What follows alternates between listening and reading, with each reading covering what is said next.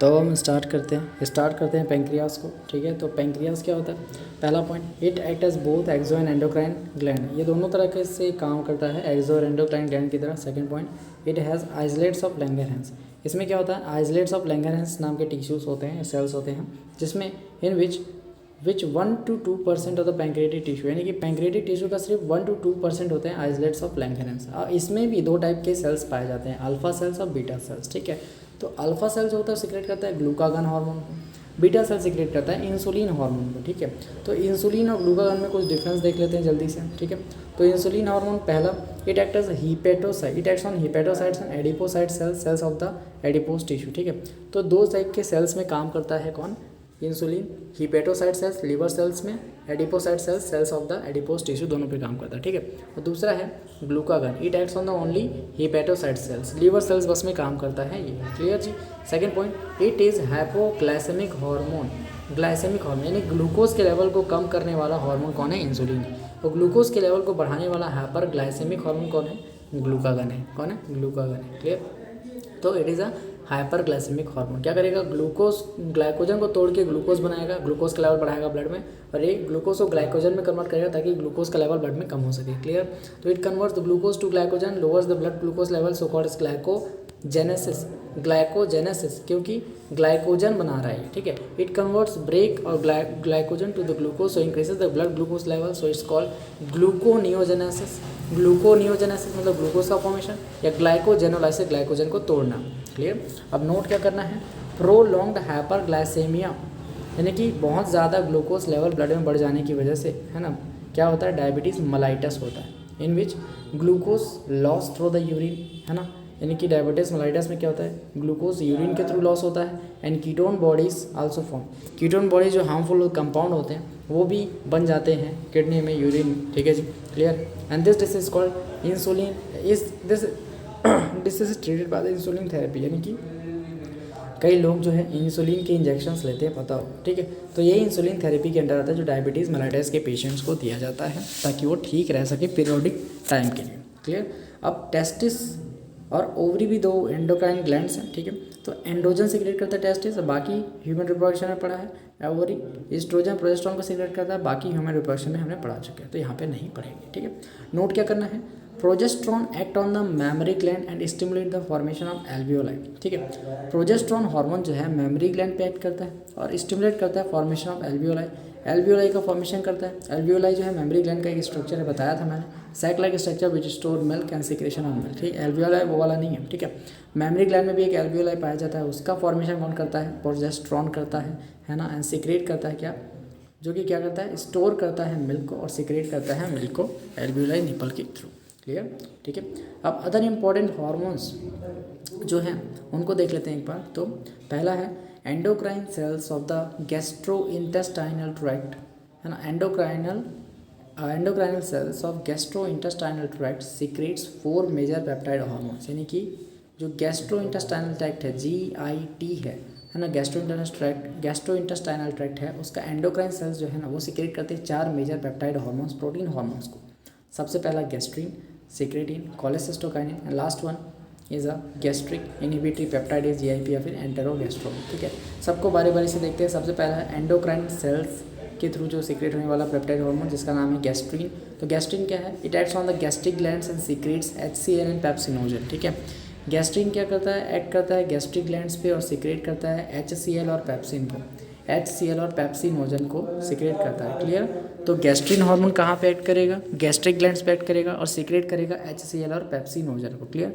Second जो hormone है उसका नाम है secretin, it acts on the exocrine pancreas and secretes water and bicarbonates. ठीक है, तो secretin works on the exocrine pancreas and secretes water and bicarbonate ions. Clear.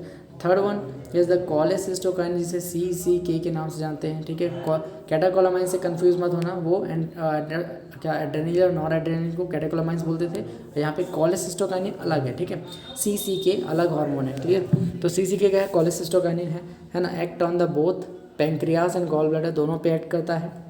And stimulate the secretion of pancreatic enzymes and bile juice respectively. देखो pancreas से pancreatic enzymes release होते हैं और bile juice कहाँ से, लिवर से यानी कि गॉल ब्लैडर से रिलीज होता है। तो पैंक्रियाज और गॉल ब्लैडर दोनों पे एक्ट करेगा कोलेसिस्टोकाइनिन, ठीक है, सीसी के, और सिक्रेशन करेगा पैंक्रियाटिक एंजाइम्स और बाइल जूस का रेस्पेक्टिवली, ठीक है। Last one is gastric inhibitory peptide यानी कि GIP।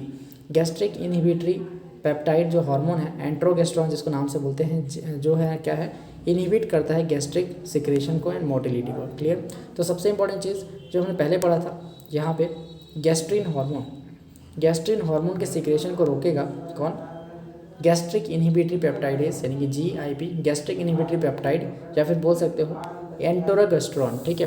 तो GIP gastric inhibitory peptide hormone या फिर एंटेरोगेस्टेरॉन हार्मोन जो है वो इनहिबिट करेगा गैस्ट्रिक सिक्रेशन और मोटिलिटी को। क्या करेगा, इनहिबिट करेगा गैस्ट्रिक के सिक्रेशन को और मोटिलिटी को, ठीक है जी।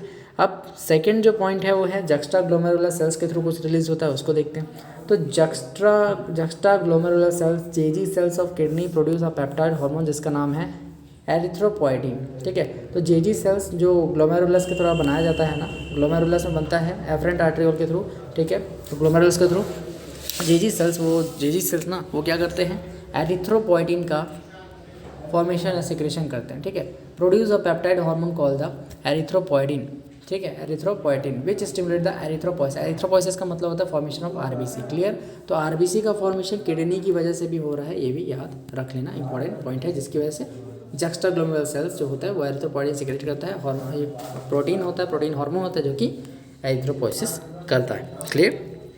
Third one is arterial walls of our heart secretes peptide hormone called the atrial natriuretic factor ANF, जो आप जानते होंगे, विच डिक्रीजेस ब्लड प्रेशर, ठीक है। तो arterial walls of our heart secrete peptide hormone called the ANF, ठीक है, atrial natriuretic factor, जो कि वाजोडाइलेशन का काम करता है। किसी भी वेल्व को वो क्या करेगा, है ना, किसी भी वेजल को, ब्लड कैपिलरीज को डायलेट करेगा और ब्लड प्रेशर को लो करेगा। क्लियर जी। चलो ओके। अब मैकेनिज्म ऑफ हार्मोन एक्शन अपन ने पढ़ा क्या, हार्मोन्स के बारे में। तो हार्मोन कैसे काम करता है उसको देख लेते हैं, ठीक है, और इस चैप्टर को वर्क करते हैं, ठीक।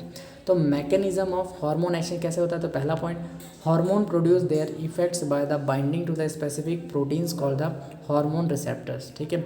तो हार्मोन प्रोड्यूस करता है अपने इफेक्ट्स को by binding to the specific proteins called hormone receptors and forms hormone receptor complex by forming the hormone receptor complex, ठीक है। Second point, hormone receptor present on the cell membrane of the target cells are called membrane bound receptors, यानी कि ऐसे receptors जो present होते हैं cell membrane में, है ना, उसे मेम्ब्रेन बाउंड रिसेप्टर्स कहते हैं। यानी कि human hormone receptor present on the cell membrane of the target cell are called membrane bound receptors, ठीक है। Third one is hormone receptor present inside the target cell, that is intracellular receptor, ठीक है।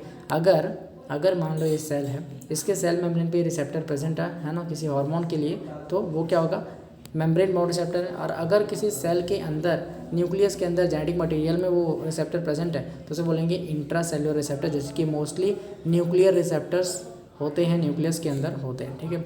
अब different types of hormone जो पाए जाते हैं, NEET के लिए इंपॉर्टेंट है, उनको थोड़ा देख लेते हैं। तो पहला है peptide hormone, polypeptide hormone, protein hormones, ठीक है, जिसके अंदर आते हैं insulin, glucagon, pituitary hormones, hypothalamic hormones etcetera, ये सारे हार्मोन्स आते हैं, ठीक है। सेकंड पॉइंट है स्टेरॉइड्स, कौन कौन से होते हैं इनमें से, कॉर्टिसोल, टेस्टोस्टेरोन, एस्ट्राडायोल, प्रोजेस्टेरोन, ये सब स्टेरॉइड्स हैं। थर्ड वन आइडोथायरोनिन, जिसमें आता है थायराइड हार्मोन्स, ठीक है।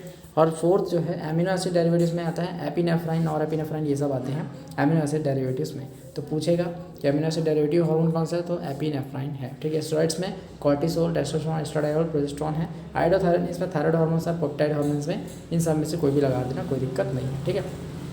अब नोट क्या करना है, नोट में है दो चीज़ें, ठीक है। पहला है hormone that interact with the cell with the membrane bound receptors do not enter the target cell but generate a second messenger that regulate cellular metabolism, ठीक है।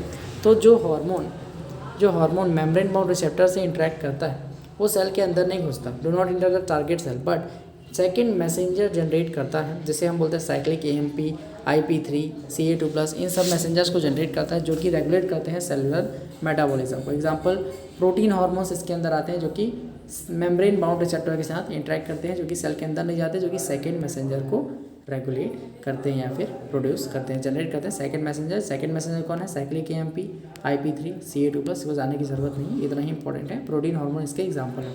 Second thing, hormone that interact with the intra cellular receptors, यानी कि ऐसे hormone जो कि intra cellular receptors के साथ, यानी कि जो जेनेटिक्स यानी कि न्यूक्लियस के अंदर पाए जाते हैं, उनके साथ इंटरेक्ट करते हैं, वो क्या करते हैं? सेल के अंदर घुसेंगे, ठीक है। तो क्या करेंगे? Hormone that interact with the intra cellular receptors regulate gene expression और क्रोमोसोम फंक्शन।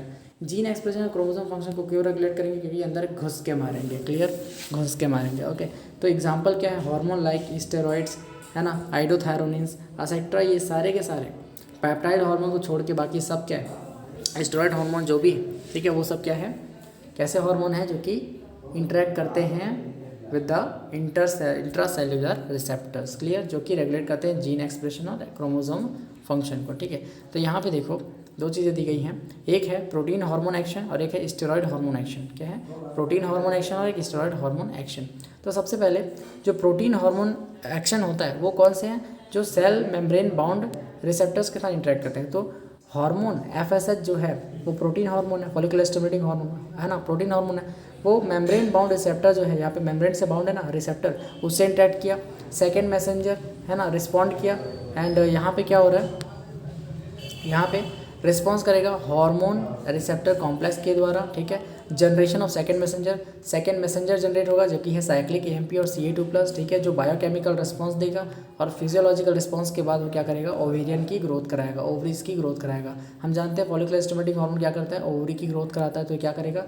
उस ओवेरियन वॉल में जाएगा, रिसेप्टर के यहाँ बाउंड करेगा, वहाँ पे सेकेंडरी मैसेंजर बनाएगा, सेकेंडरी मैसेंजर को एक्टिवेट करेगा, जनरेशन करेगा। सेकेंडरी मैसेंजर का है साइक्लिक AMP और CA2+, जो साइक्लिक है ना, जो ये सेकेंडरी मैसेंजर है जो कि बायोकेमिकल रिस्पांस करेगा, उसका फिजियोलॉजिकल रिस्पांस के द्वारा फॉलिकल्स का फॉर्मेशन करेगा या फिर ओवरी का ग्रोथ करेगा, क्लियर। तो ये एग्जांपल है किसका? प्रोटीन हार्मोन एक्शन का, क्लियर। अब second one is the steroid hormone action देखते हैं, जिसमें वो इंट्रासेल्युलर रिसेप्टर्स के साथ इंटरेक्ट करता है। तो हार्मोन लाइक ईस्ट्रोजन, कॉर्टिसोल, ये सब क्या है? स्टेरॉइड्स हैं। तो डायरेक्ट न्यूक्लियस के अंदर जाएंगे, वहाँ पे जो रिसेप्टर है हार्मोन रिसेप्टर कॉम्प्लेक्स बनाएंगे, और उसके बाद कुछ अल्टरेशन करेंगे किसमें? जीन कॉम्प्लेक्स में, और किसमें करेंगे? क्रोमोसोम फंक्शंस को और जीन एक्सप्रेशन को थोड़ा रेगुलेट करेंगे, ठीक है। तो यहाँ पे क्या हो रहा है? तो सबसे पहले ये जीनोम में ऐड किए, ठीक है, पहले हार्मोन रिसेप्टर कॉम्प्लेक्स बनाया, फिर जीनोम में ऐड किए, mRNA बना, उससे mRNA से प्रोटीन बनाया गया। प्रोटीन जो है फिजियोलॉजिकल रिस्पॉन्स शो करेगा, टिश्यू ग्रोथ एंड डिफ्रेंशिएशन करेगा, ठीक है। ये है स्टेरॉइड हार्मोन का एक्शन, ठीक है। तो यहाँ पे चैप्टर ओवर होता है, डाउट होगा तो कमेंट कर दियो, ठीक है। इस हिसाब से क्लास 11 पूरा का पूरा ओवर हो गया, ख़त्म हो गया, ठीक है जी। चलो।